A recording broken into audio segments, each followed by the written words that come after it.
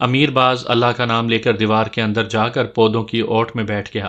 وہ اس موقع کی تلاش میں ہی تھا کہ جوں ہی سنتری تھوڑے غافل ہوں تو وہ برآمدے کے اندر چلا جائے۔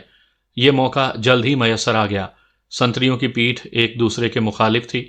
امیر باز چھلاوے کی طرح اچھل کر برآمدے کے ستون کے ساتھ لگ کر کھڑا ہو گیا۔ امیر باز درمیانے قد کا آدمی تھا۔ بدن میں بلا کی چستی کے علاوہ دوڑ میں اتنا تیز کہ دوڑتے ہوئے بالکل چھلاوا نظر آتا تھا۔ اسے یہ یقین تھا کہ واردات کے بعد بنگلے کی حدود سے نکل گیا تو پھر سنتریوں کا باپ بھی اسے نہیں پکڑ سکتا۔ دوسرا موقع ملتے ہی وہ بنگلے کا جالی والا دروازہ کھول کر کمرے کے اندر چلا گیا۔